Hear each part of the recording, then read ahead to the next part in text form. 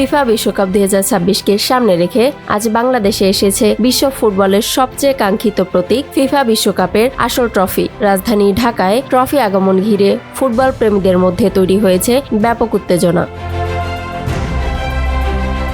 ফিফার চলমান বিশ্বকাপ ট্রফি ট্যুরের অংশ হিসেবে আজ ঢাকায় পা রাখে সোনালী এই ট্রফি। এর আগে 2002, 2013 ও 2022 সালে 3 দফায় বাংলাদেশে এসেছিল বিশ্বকাপ ট্রফি। বিশ্বজুড়ে ফুটবল ভক্তদের কাছে ট্রফিটিকে কাছ থেকে দেখার সুযোগ করে দিতেই 2006 সাল থেকে নিয়মিত এই ট্যুর আয়োজন করছে ফিফা।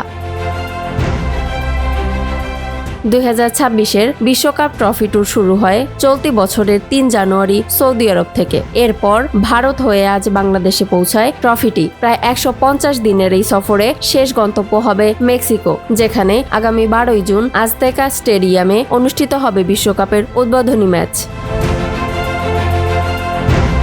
ফিফা জানিয়েছে, বিশ্ব ভ্রমণে যে ট্রফিটি প্রদর্শিত হচ্ছে সেটি আসল বিশ্বকাপ ট্রফি। নিখাত সোনায় তৈরি এই ট্রফির ওজন 6 কেজি 175 গ্রাম। তবে এটি সব সময় ফিফার কঠোর নিরাপত্তা ও তত্ত্বাবধানে রাখা হয়।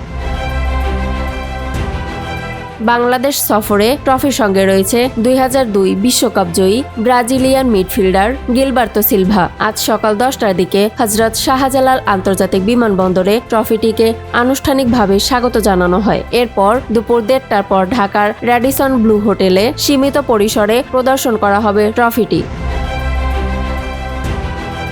সাধারণ দর্শকদের জন্য ট্রফি দেখার সুযোগ থাকলেও তা সীমিত। কোকা-কোলার আয়োজিত আন্ডার দ্য ক্যাপ ক্যাম্পেইনে নির্বাচিত বিজয়ীরাই কেবল ট্রফি দেখা ও ছবি তোলার সুযোগ পাবে। তবে ট্রফি স্পর্শ করা সম্পূর্ণ নিষিদ্ধ।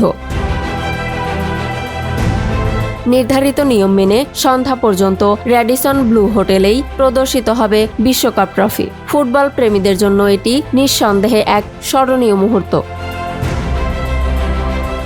ইয়ামনি নিউজ ডেস্ক, নিউজ 24 ঘন্টা।